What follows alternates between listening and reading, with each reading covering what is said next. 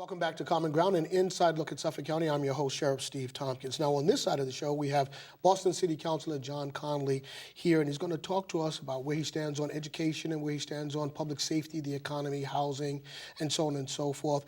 Listen closely because you're going to want to hear what he has to say, because he is going to ask you also for your vote to be the next mayor of Boston. John, thank you so much for coming by. First and foremost, congratulations on the new baby. Thank you. That was good news, you know. Thanks. So what do you have? You have a girl, boy, girl? Yep. Okay. And yeah, happy, healthy, 1-week-old girl, and Meg and I are thrilled, and it's great. Tell your wife we send our love and our regards. Absolutely. So let's start with education.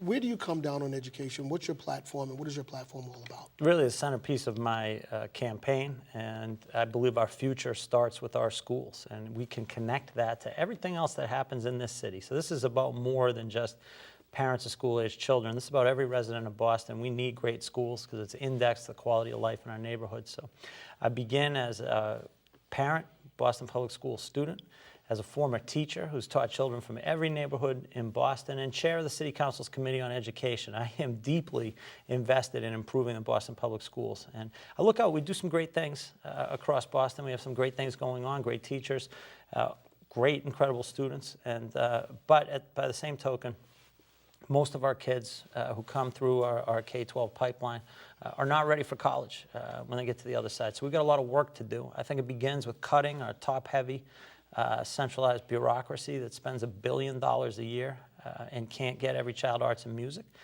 I think we have to go from there to take those resources, put them down at the school site level, build schools from the bottom up, not the top down, so that we're empowering our school communities who know what's best for the children going inside every day, how to give them what they need. And the second piece is reforming our teachers' contract. That's something that no other elected official in this race or over the past 3 years has been willing to take on. I'm a former teacher. I think teaching is sacred. I think it's one of the hardest jobs there is.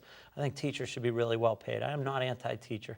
I have a problem with the teacher's contract that gives our kids one of the shortest school days in urban America. It means we don't give them art, music, science, humanities, physical education on a regular basis. We also have hiring rules that would take a 2012 Massachusetts teacher out of the classroom because he didn't have enough seniority.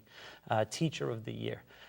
So I want to change that contract so our teachers are well paid, but that we put our children first and give them a school day where they're going to be able to get a whole education, every subject on a regular basis, and that we're going to put the premium on high standards for principals and teachers who go in the classroom. I think if you reform the contract, you cut the bureaucracy, you open Boston Public Schools up to partner with all the resources across the city, give everyone a great K-12 education, college to career, or on a vocational pathway to a high-skill, high-wage job in today's economy. I know it's a lot, but this is the centerpiece of my campaign.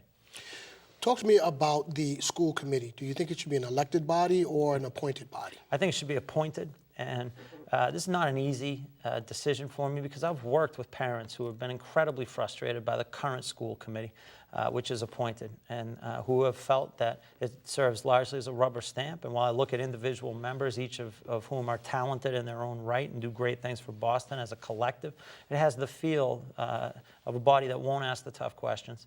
And oftentimes just lets the school department's management and dysfunction sort of roll over everything.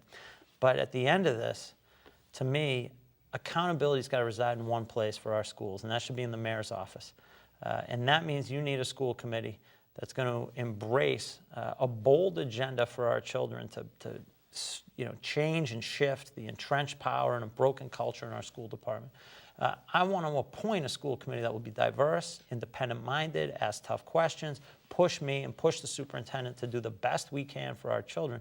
But at the end of the day, I want to make sure that they're people who can be thoughtfully chosen by the mayor for their independent-mindedness and not open it up to politics and the chance where special interest groups, whether it's the union or another group, could come in and spend a whole lot of money to put someone there who'd be beholden to the agenda. Specifically, talk to me about charter schools and the cap on charter schools or not versus the Boston school system the way it presently is configured. Yep. I think we've got a false choice here because the debate often gets framed as you have to pick between charter schools or Boston public schools. I reject that premise. I support charter schools. I believe we should raise the cap. You don't put a ceiling on success. When I look at the students who go into the charter schools today in Boston, we've got the best cluster of charter schools in the country here in Boston. They're predominantly students of color who are living in poverty. When they get to the school, they're behind grade level. When they graduate, they're at or above grade level and on their way to college. I can't argue with that success. But there's another reason we should support charters. They give the leverage to me and others to fight for change in the Boston Public Schools. We wouldn't be able to talk about a longer school day. We wouldn't be able to talk about hiring our teachers based on performance and standards and not merely seniority. We wouldn't be able to talk about budget freedom, curriculum freedom, if we didn't have the charters. And we wouldn't have pilot schools, innovation schools, turnaround schools, or in-district charters if the charters weren't there presenting a case for reform. So I like the charters. What I want to do if I'm mayor is bring them into a new partnership with the Boston Public Schools. I want to ask the charters to do better with our most vulnerable students. And I want to get more collaboration between teachers and principals and charters and district schools so that we can learn best practices from each other. Final question in this segment is about who you would appoint as the new school superintendent. What qualities are you looking for? Yep. I think too often in urban education we've got dysfunction in the central department. It's certainly the case in Boston. And we salute someone who we say, well, they do a great job working around the dysfunction. They get things done working around the dysfunction. I want someone who's going to remove the dysfunction, because the dysfunction consumes an awful lot of time and resources that could be better spent benefiting children in school. So I don't know who the superintendent would be. I'm going to reach out to people across Boston, ask them to put that search committee together, find me the best candidates. But when we settle on whoever that is, I want a person who's going to remove the dysfunction in the central department, decentralize it, put the resources at the school level, and build schools bottom up. And my message to the superintendent will be, I'll take on the political battles for you. I'll take the political punches. You do what's best for our children. Talk to me about public safety. Since the marathon event, we've had a shooting a day darn near in urban centers.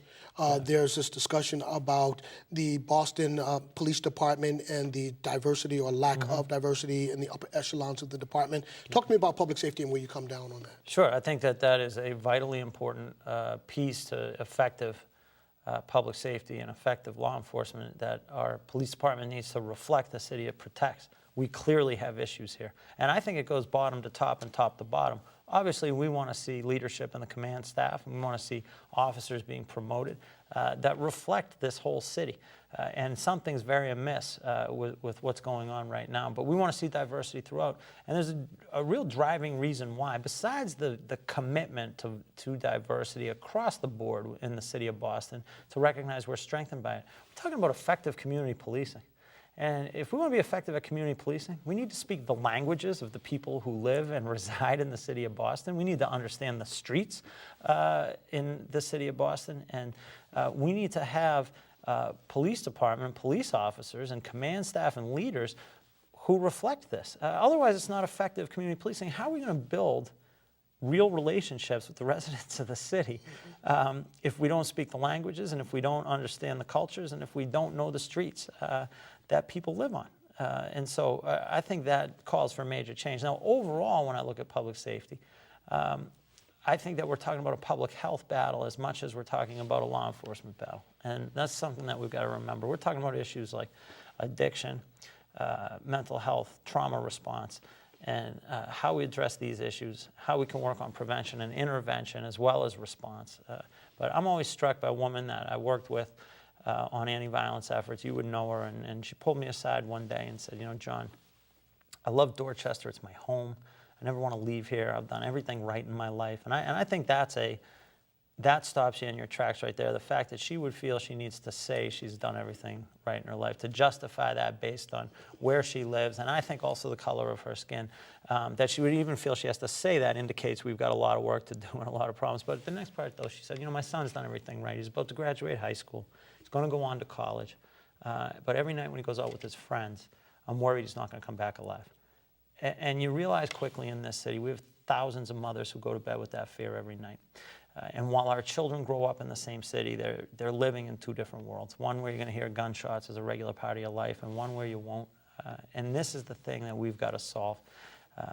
we can do better than having 3 neighborhoods bear the brunt of 80% of our violent crime. So how would you do that? Would you put more police on the streets? I think the community policing is a key piece, and I want to do more on the professional development, including making sure we reflect the city as a whole. But I think this goes to public health. So this is about how we connect private and public resources. And we'll start with addiction. We know that addiction is a driver on crime, but you know what? Recovery is a driver on health. We can't have a city where we don't have beds, where you've got to know a politician to get access to a recovery facility. And you can't have world-class hospitals and not get that done.